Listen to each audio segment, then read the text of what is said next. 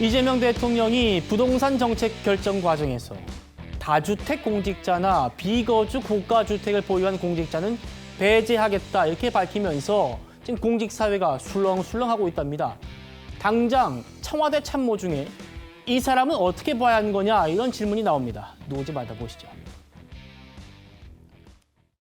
사실 청와대 내에서도 당장 국토교통비서관께서도 좀 다주택자고 그 외에 다른 분들도 다주택자이신 경우가 많거든요.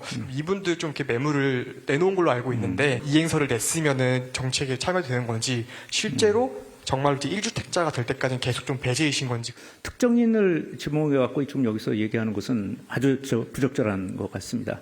다만 청와대 참모진은 또 여러 가지 부동산 문제에 대해서 여러 가지 자율적이고 뭐 이런 대통령의 시책에 어긋나지 않도록 따르려고 노력을 하고 있습니다.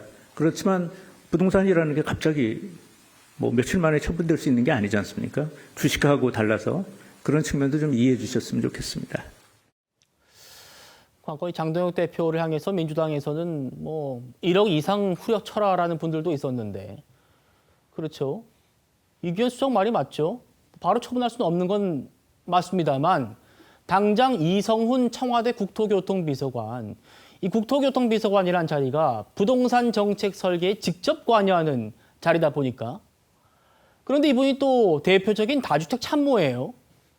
배우자와 공동명의의 세종시 아파트 이걸 지금 매물로 내놓긴 했는데 최 의원님 팔릴 때까지 그러면 업무가 배제되는 거냐? 왜냐하면 법적으로는 다주택자니까요. 안 팔려도 내놓기만 하면은 인정해줘야 되는 거냐. 지금 이 기준 자체도 애매모호하다는 거예요. 그러니까요. 대통령이 지금 얘기를 했는데 다주택자 이렇게 얘기를 했는데 예를 들어서 자 시가 그 10억인 아파트를 10억 5천만 원에 내놨다 그러면 그게 팔리겠어요? 안 팔리죠. 그러니까 매물로 내놨느냐 안 내놨느냐가 중요한 게 아니고 정말 팔 의지가 있느냐 없느냐가 중요한데 의지. 그거를 누가 확인을 할 수가 있겠어요? 그런 점에서 본다면 저는 정말 그 이재명 대통령이 진정성 있게 저 말을 했다면 네. 그냥 하나의 선거 앞둔 퍼포먼스식으로 얘기한 것이 아니고 진정성 있게 정말 이런 사람들은 그 앞으로 정책 결정에 그 참여하지 못하도록 하겠다는 그 결기를 보여주려면 정말 매물로 내놓은 정도 가지고는 안 되고 팔면 되죠. 충분히 팝니다. 10억짜리 9억 5천에 내놓으면 아마 일주일 내로 팔릴걸요?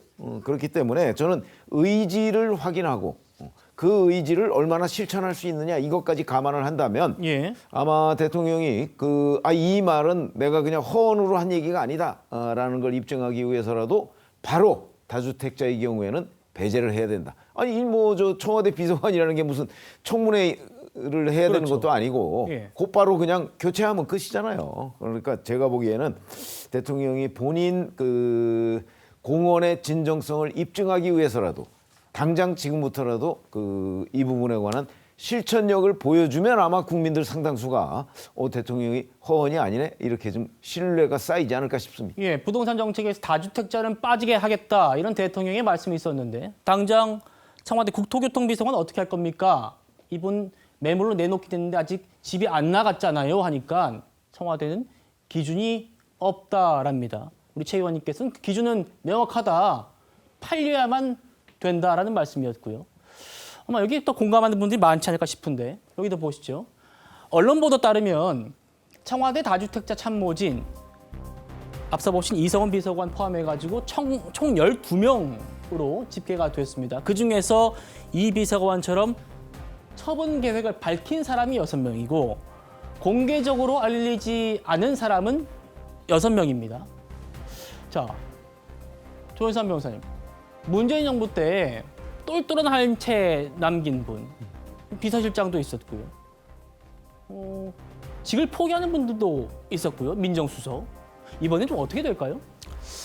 이재명 대통령의 메시지는 명확하다고 할 수가 있겠죠. 다주택자에 대해서만큼은 공직 수행을 하기 위해서라면 처분하라는 그런 입장을 밝힌 것입니다. 저는 청와대 참모진이라고 한다면 대통령의 메시지를 즉각적으로 이행을 할 것으로 판단이 되고요. 아마 그러한 부분들을 이행을 하지 않는 참모들에 대해서도 아마 그에 부합하는 결정과 결단을 내릴 것으로 저는 충분히 예상할 수 있을 것 같습니다. 예. 아직까지는 처분 계획을 밝히지 않은 참모들이 우려들이 있다고 하더라도 조만간에 그 부분에 대해서는 구체적인 입장을 밝히지 않을까라는 생각이 드는 것이고요.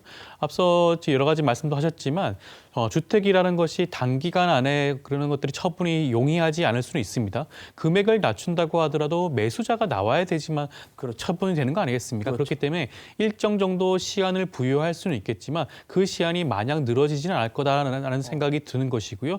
일정 시점을 도과한다고 한다면 그 부분에 대한 일종의 그런 여러 가지 결정과 결단이 있지 않을까라는 말씀도 드리고 싶습니다. 합리적인 시점이라고 하면 어느 정도 기간이 부여돼야 된다 보십니까?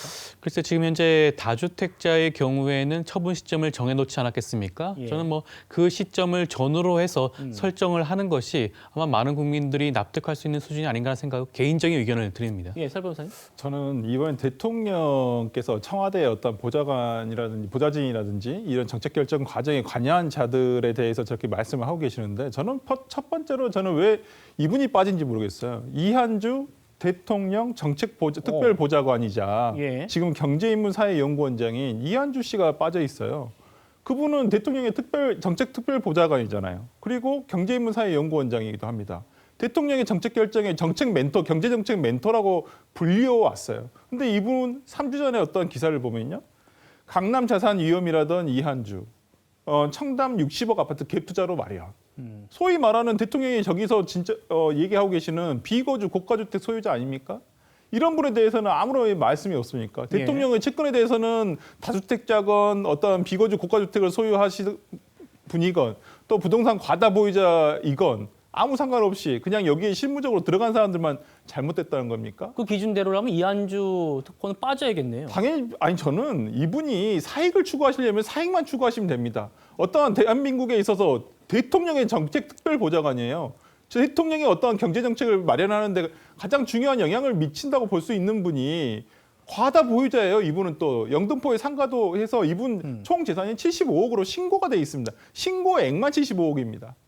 저는 이러한 부분에서 지금 다른 청와대 보좌관, 비서관들 이분들도 당연히 포함돼야 되지만 가장 중요한 이한주 원장이 저는 포함되지 않은 부분에 대해서는 이해할 수가 없습니다. 예.